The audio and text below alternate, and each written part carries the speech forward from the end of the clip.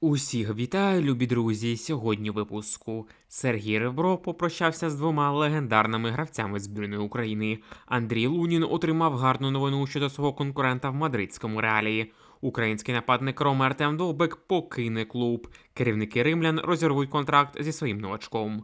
Друзі, ставте лайк цьому відео та поїхали дивитися новий випуск разом. Головний тренер збірної України Сергій Ребров оголосив склад команди на листопадовій матчі Ліги Націй. До основного списку увійшли 25 виконавців, ще 7 гравців потрапили до резервного. Відзначимо, що до списку Реброва потрапили майже всі ті футболісти, які викликалися раніше. Єдиним новичком команди стане Єгор Ярмолюк з Брентфорду. Також до списку увійшли Олександр Зінченко та Віктор Циганков, які останнім часом були травмовані. Але, як ми бачимо, вони, мабуть, будуть готові до матчів збірної України. Нагадаємо, в листопаді збірна України проведе два виїзні матчі Ліги Націй. 16 листопада в п'ятому турі синьо-жовті в Батумі зіграють проти Грузії, а 19 листопада в шостому турі в Тирані в Албанії зіграють проти місцевої збірної. Як ми бачимо, серед новобранців збірної України лише один новий гравець – це Єгор Ярмолюк з Брентфорду, який грає в АПЛ. Ми ще давно звертали увагу керманича збірної Реброва на те, щоб він викликав цього молодого таланта. І от, нарешті, наші молитви були вислушані. Ярмолюк у списку збірної. Але, на жаль, Ребров знову продовжує дивувати визовом деяких гравців, які, на нашу думку, не є гравцями рівня збірної України. Мова насамперед йде про захисника Бондаря, який стабільно привозить Шахтар в УПЛ та Лізі чемпіонів. Дмитра Криськіва, який останнім часом дуже погано виглядає за той же Шахтар, Олександра Зубкова, який не провів жодного вдалого матчу за збірну України, викликає певні непорозуміння і виклик Владислава Ваната з Динамо. Нападник хоч багато і забиває УПЛ, але проти топ-суперників в Єврокубках його не видно. Хоча той самий Сікан Шахтаря не краще. Тому, на жаль, маємо такий от слабенький вибір у нападі та фактично безальтернативність Довбику, адже Яремчук теж має дуже мало ігрової практики в Греції в Олімпіакосі. Але, мабуть, найбільше серед усього списку здивувала відсутність наших двох ветеранів – Андрія Ярмоленка та Тараса Степаненка. Схоже, їх час в збірній підійшов к кінцю, і на цих футболістів Сергій Ребров більше не розраховує.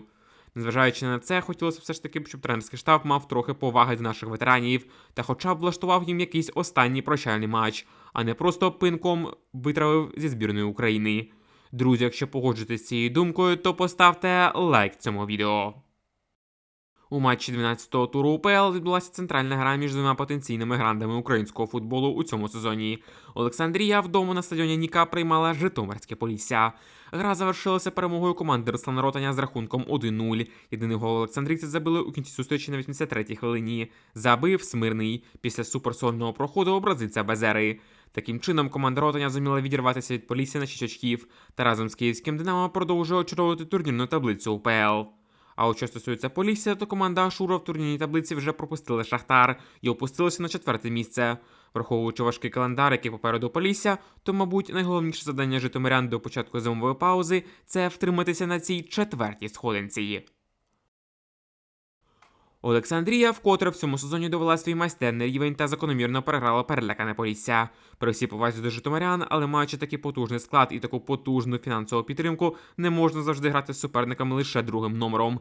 Та сподіватися на швидкі контратаки в надії на те, що Гуцуляк та Назаренко створять якийсь момент і заб'ють гол. Полісся вже не першу гру погано виглядає, а тому той факт, що вони потрохи скачуються у турнірці, є повністю закономірним. Що стосується Олександрії, то для команди Ротаня справжньою перевіркою буде спарка з Динамо Київ, яка пройде через декілька тижнів. Олександрія зіграє відразу 2 матчі чемпіонату проти Динамо. Якщо команда Ротаня візьме хоча б 3-4 бали у цих поєдинках, то можна буде сміло заявити про те, що в нас з'явився новий претендент на чемпіонство та свій український Лестер. Друзі, якщо вам подобається Олександрія в цьому сезоні, то поставте лайк цьому відео. Андрій Лунін отримав гарну новину щодо свого конкурента в мадридському Реалі. Саудівський футбольний клуб Аль-Ахлі, відомий своїми масштабними трансферами останніх років, виявив зацікавленість у вратареві мадридського Реалу Тібо Куртуа. Про це повідомляє бельгійське видання Voetbal24. Відзначаючи, що клуб планує розглянути можливість підписання цього досвідченого бельгійського голкіпера, який є одним із найкращих у світі на своїй позиції. Підписання Куртуа для Аль-Ахлі буде не таким легким, оскільки бельгійський вратар має діючий довгостроковий контракт з Реалом, розрахований до 2026 року. Куртуа неодноразово заявляв, що хоче залишитися в мадридському клубі аж до завершення своєї кар'єри, підкреслюючи свою відданість Реалу. Додатковим бар'єром є клаусула, яка складає астрономічні 700 мільйонів євро. Але коли для багатих саудітів це було перепоною. Тібо Куртуа є ключовою фігурою в складі Реала, і його відмінна гра не раз допомагала команді в важливих матчах Ла Ліги та Ліги Чемпіонів. Наразі Реал, безумовно, не планує втрачати одного зі своїх головних гравців, а сам Куртуа налаштований залишитися в Мадриді. Зважаючи на всі фактори, ймовірність цього трансферу виглядає дуже низькою. Хоча ситуація може змінитися, якщо клуби зможуть домовитися про умови прийняття для обох сторін.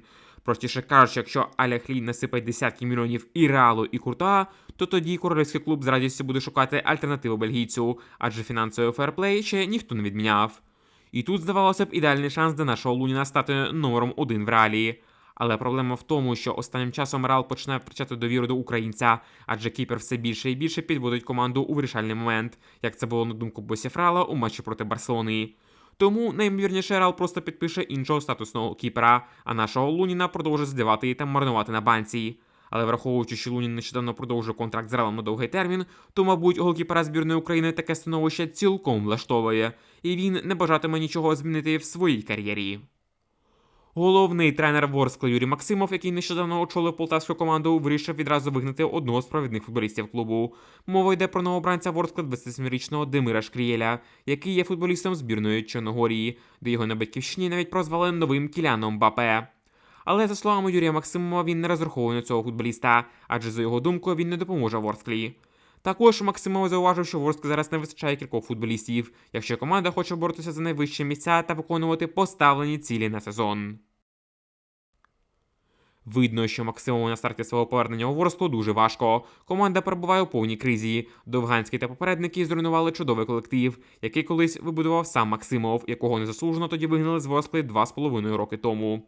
При цьому, за деякими даними ЗМІ, керівництво клубу дуже хоче бачити Ворсклу в Єврокубках. Але треба не тільки хотіти, а й щось робити для цього. Враховуючи, що Україна вже і так втратила одне місце в Єврокубках і зараз тільки 4 команди виходять на Євроарену, то навіть суперчарівнику Максимову буде важко витягнути Ворсклу з дна турнірної таблиці, хоча б на 4-те місце. Так, у Максимова є подібний досвід в минулому році, коли він за 10-15 турів витягнув мертве Дніпро-1 зону виліту на друге місце до зимової паузи. Але все ж таки там були більш якісні виконавці, такі як Гуцуляк, Філіппо, Бабенко, Піхаронок та Робчинський. Нинішня Ворскла, на жаль, для полтавців не має таких футболістів, а тому залишається лише чекати наступного сезону або сподіватися на диво від Максимова після зимової паузи. Друзі, якщо вірите в те, що Юрій Максимов зумів вивести Ворсклу з кризи, то поставте лайк цьому відео.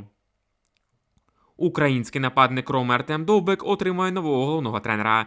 Інсайдер Нікола Скіра повідомляє, що головний тренер Роми Іван Юрич вже скоро залишить свою посаду. З даними джерела, тренер сподівається отримати шанс до міжнародної паузи та провести матчі проти Юніона в Лізі Європи та Болоні в чемпіонаті Італії.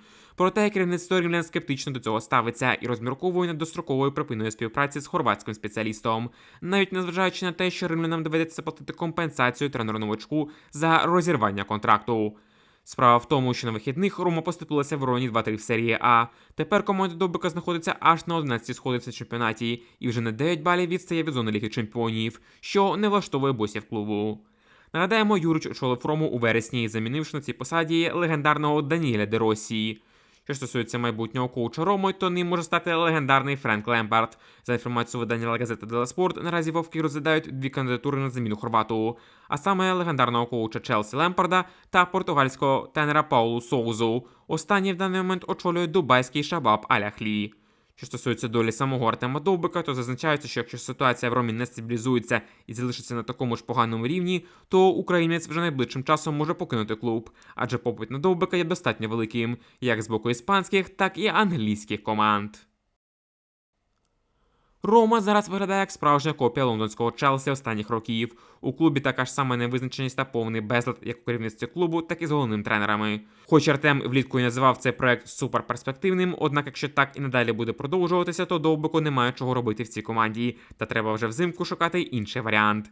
Якщо до Роми зараз прийде Лемпард, то нічого вдалого цього не вийде. Лемпард такий самий тренер, як Де Россі, вони плюс-мінус одного рівня. А Ромі зараз необхідний справжній досвідчений спеціаліст екстра-класу, на кшталт Юргена Клопа чи умовного Луїса Енріке, але точно не чергового молодого тренера з провальним досвідом у топ-клубі. Друзі, якщо хотіли, щоб Артем Довбик покинув Рому та перейшов в більш сильну команду, то поставте лайк цьому відео.